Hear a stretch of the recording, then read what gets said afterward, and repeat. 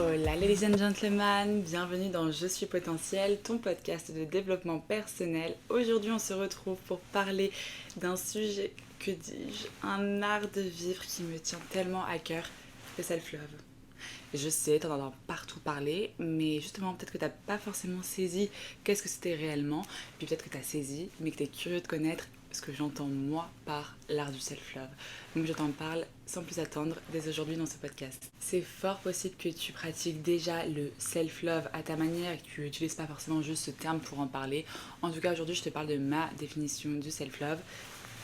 Self-love tatoué ici présent. C'est plus comme ça que tu vois.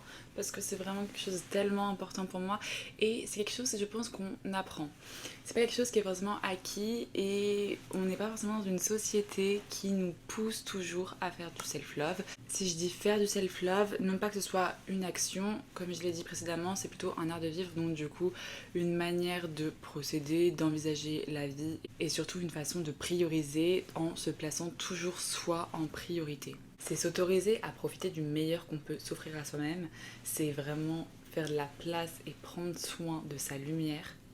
Quand je dis sa lumière, c'est tout ce qui fait que tu es toi, c'est ton énergie. Tu as une énergie qui est variable, elle peut être down, elle peut être haute. Si tu veux qu'elle soit variable haute, il faut que tu prennes soin de toi et de ton énergie et c'est ça que j'appelle le self-love. Le self-love, c'est aussi apprendre à respecter la personne merveilleuse que tu es. Dans self-love, il y a le mot love, donc amour. Donc tu vois, l'amour que tu donnes aux autres, il faut que tu te le donnes à toi également. C'est un peu comme la métaphore de t'es une fleur, il te faut de l'eau, du soleil et sûrement plein d'autres choses que je ne sais pas parce que je ne suis pas une pro du jardinage pour pouvoir grandir, évoluer et surtout ne pas faner. Et voilà, toutes ces choses que tu peux mettre sur la fleur que tu es, c'est le self-love. Et ça se retrouve avec des petits choix au quotidien. C'est quel carburant tu vas donner à ton corps, donc quel choix d'alimentation tu fais quand tu es en train d'ouvrir ton frigo et que là t'hésites. Qu'est-ce que tu décides de donner pour donner des nutriments à ton corps, pour qu'il ait le carburant nécessaire pour avancer, pouvoir briller. Alors oui, peut-être qu'à ce moment-là, dans ta tête, il y a j'ai la flemme de faire à manger, mais il y a j'ai la flemme de faire à manger version, je sais pas, tu bouffes des pâtes au ketchup, et la version de j'ai la flemme de faire à manger où tu te coupes quand même une petite tomate, un petit concombre, une petite sauce salade et puis voilà, t'as des petites noix que tu saupoudres dessus parce que tu sais que tu vas te régaler grâce à ces petits éclats de noix et puis quand même tu t'autorises un petit verre de coca parce que t'adores ça mais tu te le mets dans un verre à pied parce que t'es une fucking star et pourquoi attendre de boire du vin pour boire dans un verre à pied. C'est que des petites choses comme ça, en fait c'est céder à tes caprices, c'est te mettre bien, te mettre là comme une queen. Que tu sois célibataire ou en couple, tu n'as pas à attendre que quelqu'un te traite comme une queen ou comme un king. C'est à toi de le faire d'abord. C'est à toi de montrer l'exemple. C'est à toi de prendre soin de toi. Après, si les autres ils veulent prendre soin de toi, c'est du bonus. Mais c'est à toi de d'abord te mettre au max. Et en fait, c'est plein de petites habitudes à prendre. Par exemple, si tu te sens vidé, tu sens que tu as le cerveau en feu, voilà, tu es un peu fatigué, clairement. Tu es dans le métro, et bah tu vas sortir 1 ou 2 arrêts plus tôt et tu vas marcher pour rentrer chez toi. Tu vas écouter de la musique, écouter un podcast qui te fait du bien. En fait, faire quelque chose qui te fait du bien, activer ton corps, regarder dehors, te changer les idées, regarder peut-être des gens qui sourient, toi sourire à quelqu'un et mettre quelque chose dans tes oreilles, quelque chose dans ton cerveau qui t'apporte du bon, du bien-être. C'est aussi prendre soin de ta santé physique, que ce soit en ayant une activité sportive régulière ou simplement en essayant de bouger le plus possible ou simplement en te faisant un automassage parce qu'en fait tu rêves d'un massage des pieds parce que c'est juste génial les massages des pieds et bah pourquoi tu devrais attendre d'aller te faire masser les pieds parce que je sais très bien que tu le feras pas ou alors tu le feras dans un an ou alors que quelqu'un daigne te proposer un massage des pieds, autant prier mais c'est pas dit que ça arrive demain la veille, donc tu prends ton pied. Non, je rigole. Je vais pas faire un tuto maintenant de massage de pied, mais apporte-toi ce que tu as envie de recevoir. N'attends pas que quelqu'un te l'apporte. Ok, un massage du dos, c'est un peu plus complexe. Mais dans ce cas, si tu as vraiment envie d'un massage du dos, si ça te rendrait vraiment heureuse, c'est un moment que tu peux t'accorder. Tu vas le budgétiser si besoin, mais tu vas en faire une priorité, le fait d'avoir ce moment pour toi où tu vas te faire du bien et donc aller te faire masser en institut. Le self-love, c'est aussi prendre soin de ta santé mentale, ce qui est juste la priorité pour aller bien dans ta vie en tout cas. Ça va être sûrement couper les ponts avec une personne toxique, dire non à une sortie entre copines parce que t'as juste envie d'une chose, c'est de passer un moment de chill devant un petit film avec ton chat qui ronronne sur tes genoux, tranquille, sans agitation, juste en paix avec toi-même. C'est aussi prendre ses vacances au travail, même si ta boss est débordée, que c'est pas la période idéale, on s'en fout. Si tu as besoin de prendre des vacances, si c'est quelque chose qui te ferait du bien, si c'est quelque chose qui rentre dans ton self-love que tu as besoin en ce moment, tu prends ces vacances. On s'en fiche que ça arrange pas Pierre, Paul, Jacques. Globalement, c'est aussi prendre le temps de prendre le temps. Par exemple, si tu as rendez-vous avec une amie pour boire un café, eh bien tu peux décaler ce café à 30-40 minutes plus tard parce que tu adores te maquiller, te préparer et qu'en fait tu es toujours en train de courir pour aller à ce rendez-vous, rejoindre machin, machine et tu prends jamais le temps de faire ça alors que ça te fait grave plaisir de prendre ce moment où tu vas te maquiller, te faire un make-up artiste de malade. Donc tu peux décaler ton rendez-vous et prendre ce temps pour faire quelque chose que tu aimes. N'aie pas peur de faire attendre les autres peuvent attendre. Par contre, te donner de l'amour, ça n'a pas à attendre. Le self-love, je dirais que globalement, c'est aussi ne pas avoir peur d'investir sur soi. Les cocktails le samedi soir, c'est du plus. Par contre, le soin que tu donnes à ton corps et à ton mental, ça, c'est pas du plus, c'est nécessaire.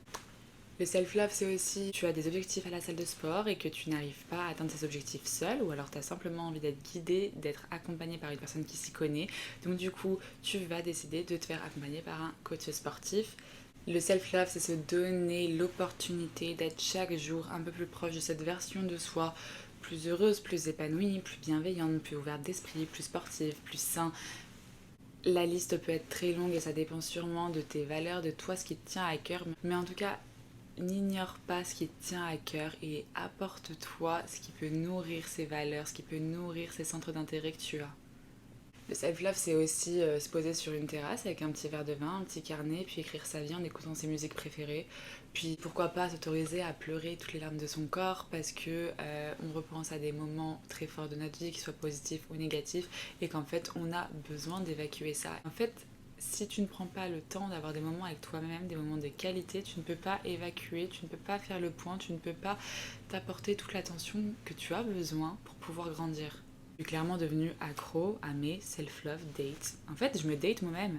Si j'ai un date avec un mec qui est sympa, tant mieux, c'est cool. Mais par contre, mes dates avec moi, ils sont primordiales. Il n'y a pas de régularité, tous les samedis soirs, c'est date with myself. Non, c'est pas ça.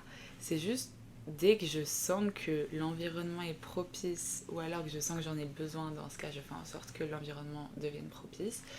Je vais aller me caler justement avec ma musique, mon petit carnet, je vais me faire peut-être me commander des sushis, mon plat préféré, je vais me faire un petit verre de vin, enfin voilà, je vais me mettre dans une bulle, dans une ambiance de date et je vais être juste moi face à moi-même. Je vais me donner cette attention que je n'ai pas forcément le temps de me donner au quotidien. Le self-love, c'est aussi se reconnecter à ses envies, à ses sensations, à ses sens en fait, que ce soit l'ouïe, l'odorat, le toucher, etc.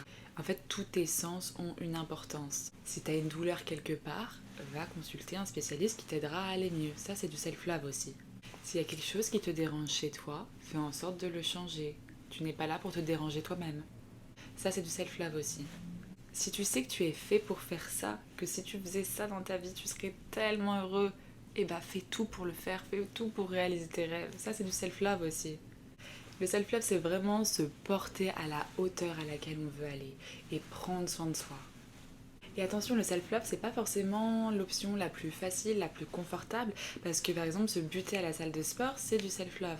Parce qu'en fait, tu décides de faire quelque chose qui est inconfortable, qui peut être douloureux pour toi aujourd'hui, pour ton bien-être de demain. C'est comme quitter ce mec toxique ou cette femme toxique avec qui tu partages ta vie, ça va pas être facile, tu vas douiller. Mais par contre, c'est pour ton bonheur futur. Donc c'est aussi être en mesure de prendre des décisions qui peuvent être inconfortables et te faire mal aujourd'hui pour ton bonheur futur parce que tu te respectes, parce que tu te places en priorité, parce que ton bonheur et l'amour que tu te portes à toi-même, c'est tellement grand que c'est ce qu'il y a de plus important.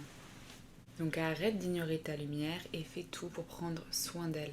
Et ce qui est génial, c'est que quand tu maîtrises le self-love, entre guillemets, en fait, il y a tout ton environnement, toute ta vie qui devient tellement plus belle.